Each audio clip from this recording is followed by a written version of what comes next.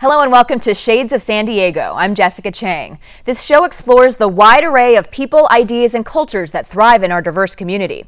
Today we highlight San Diego's largest Pan-Asian cultural event that draws more than 20,000 people every year, the San Diego Asian Film Festival.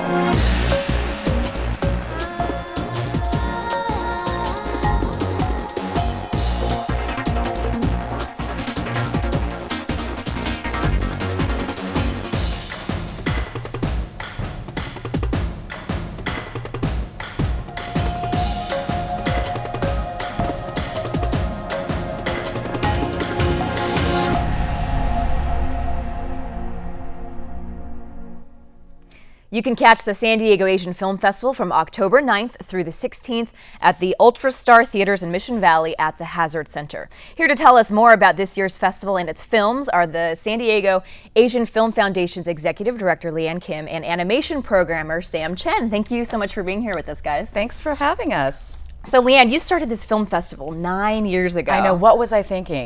What in the world was I thinking? Into? Well, it's been a really interesting journey. Over the 9 years, our festival has not only grown in attendance, but also our programming staff has really matured. And we've learned that there's a lot more films out there to choose from. We know how to find those films.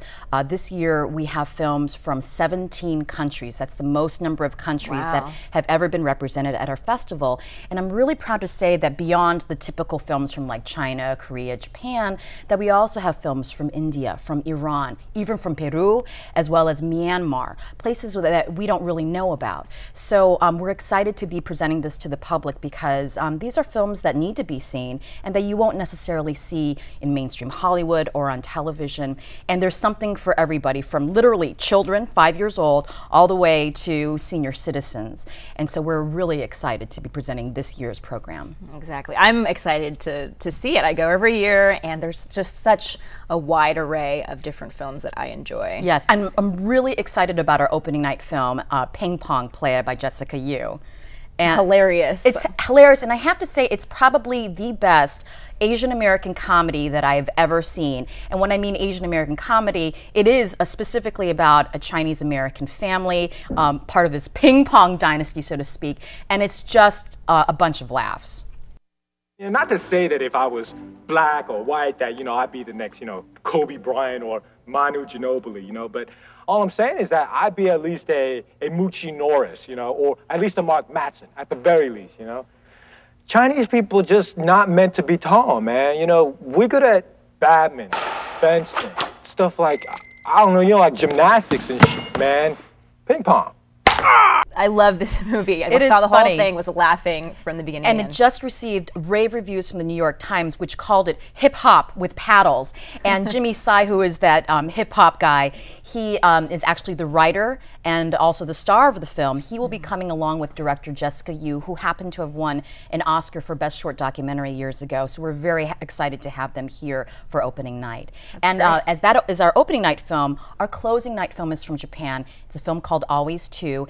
And we screened a film called Always One years ago, and it's a type of film that people still talk about because it's so charming, it's so touching, and it's set in post-war Japan during a time when technology is just coming online, and it's just full of a number of quirky characters who all live in this community together, about a young boy that you see on the left there who was abandoned by his parents and had been taken in by this really quirky writer.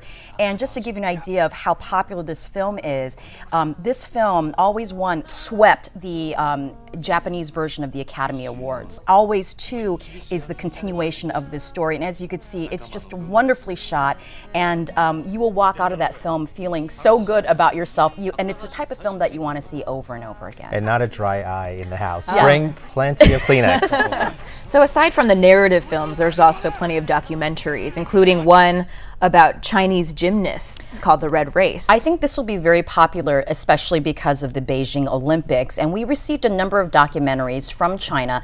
This one in particular, it's about young gymnasts. We're talking about 4 or 5 years old. And the grueling training that their parents and that the government of China puts them through in order for them to achieve their dreams of becoming an Olympic gymnast. And it's a very difficult film because of the fact that it's documentary. You see these children working so hard at age 4 and 5. And it really shows you kind of from an inside perspective of the kind of training that these kids go through, as well as this is their only hope of getting out of their poor villages in China. If you have children, you're like, oh my gosh, I can't believe they put these children through this. Right. Exactly. But it's something that everyone, I think, needs to see. Right. Now, one of the programs that has been around since the second year of the festival is the animation program, which Sam is the head of and started since the second year. What are some of the animated films that stand out to you this year? Well, the one that comes to mind is Alien Abduction, and it's from School of Visual Arts. It's this 2-minute Looney Tunes, Warner Brothers style cartoon, and it's done in computer animation. And the great thing about this story is that it's hilarious, and it's this alien who wants to bring home a cow for dinner, I guess. So there's like outer space cow tipping going on. But the problem is the cow is a 3-eye mutant cow, and he doesn't take too much to the liking of being pushed, and so he gives him a piece of his mind at the end for a surprise ending. What's great about this film is it's very close to what we see in mainstream animation like DreamWorks and Pixar. So these students are snatched right out of college and hired by DreamWorks and Pixar and Disney, and a lot of our alumni have gone on to work with Brad Bird on Ratatouille and Shrek and Madagascar. So we're really proud of our filmmakers. Yeah. So not only do you have some of the light, fun ones, but you also have animation that deals with some more serious issues. Absolutely. And like there's one, Yellow Sticky Notes. Yes. I find that so fascinating. Basically, this guy, Jeff Sheba Stearns, he spent the last year of his life using 2,300 yellow sticky notes and to animate an autobiographical film about the last 9 years of his life.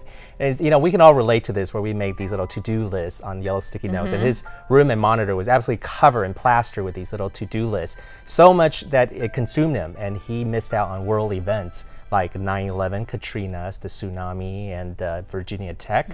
So he made this movie and animated these sequences to sort of self-reflect and maybe to re-appreciate and re-sympathize with some of these events. So I guess it's a form of therapy or catharsis. Right, right.